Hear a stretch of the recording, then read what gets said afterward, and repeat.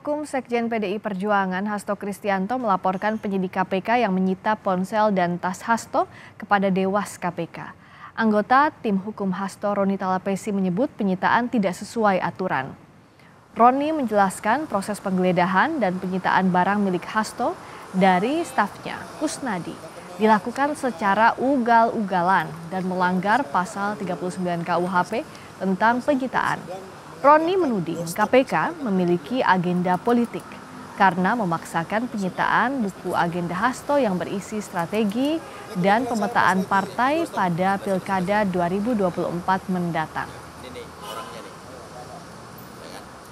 Prinsipnya adalah kami semua menghendaki supremasi hukum. Pada saat yang sama kita ingin institusi hukum seperti KPK semakin profesional.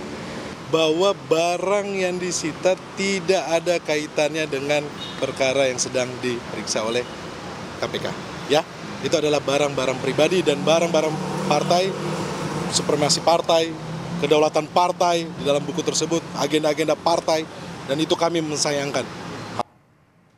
Ketua Sementara Komisi Pemberantasan Korupsi KPK, Nawawi Pomolango mengklaim penyitaan ponsel Sekjen PDIP Hasto Kristianto merupakan bagian dari upaya pencarian Harun Masiku.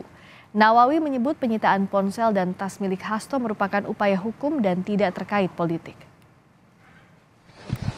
Lanjut langkah-langkah yang dilakukan oleh teman-teman penyidik mungkin bagian daripada perintah pimpinan bahwa memang upaya terus pencarian Harun Masiku itu terus harus dilakukan.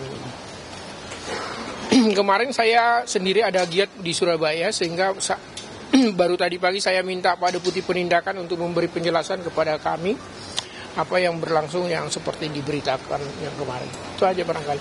Silakan, ada ruang-ruangnya, ada Dewas, ada forum pra-peradilan untuk kegiatan. Pak, kemarin ada Sekjen PDIP Hasto Kristianto memprotes penyitaan ponsel oleh penyidik KPK usai diperiksa terkait Harun Masiku. Hasto menyebut penyitaan ponsel miliknya tidak sesuai prosedur. Usai diperiksa sebagai saksi dalam kasus buronnya caleg PDIP Harun Masiku di KPK, Hasto mengungkap keberatan atas penyitaan ponselnya. KPK memeriksa Hasto sebagai saksi untuk melacak keberadaan Harun Masiku yang buron sejak 29 Januari 2020 dalam kasus suap pergantian antar waktu caleg pemilu 2019. Karena di tengah-tengah itu kemudian staf saya yang namanya Kusnadi itu dipanggil katanya untuk bertemu dengan saya, tetapi kemudian tasnya dan handphonenya atas nama saya itu disita. Saya menyatakan keberatan atas penyitaan handphone tersebut.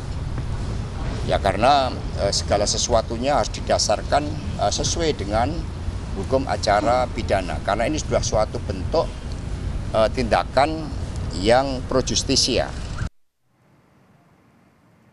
Dalam salinan putusan pengadilan tipikor, nama Hasto disebut sebagai Sekjen PDIP yang menugaskan Doni Tri Istiqomah selaku tim hukum PDIP untuk mengajukan surat permohonan ke KPU RI terkait pergantian antar waktu caleg pemilu Dapil Sumsel 1 menggantikan Nazarudin Kemas yang meninggal dunia. Meski demikian, dalam putusan Hakim Tipikor tidak disebutkan sejauh mana peran Hasto selain penugasan Doni Tri Istiqomah. Caleg PDIP pemilu 2019 Harun Masiku menjadi buron KPK karena diduga menyuap komisioner KPU RI saat itu Wahyu Setiawan $57.350 Singapura atau saat itu setara 600 juta rupiah. KPK telah memasukkan Harun Masiku dalam daftar pencarian orang atau DPO sejak 29 Januari 2020. Tidak hanya itu, Harun Masiku juga masuk dalam daftar pencarian Interpol sejak 30 Juli 2021. Harun Masiku sempat terekam kamera pemantau di Terminal 2F Bandara Soekarno-Hatta pada 7 Januari 2020. Harun Masiku saat itu baru pulang dari Singapura, padahal tanggal 8 Januari 2020 KPK menggelar operasi tangkap tangan kepada komisioner KPU saat itu, Wahyu Setiawan, yang diduga menerima suap 600 juta dari kesepakatan 900 juta.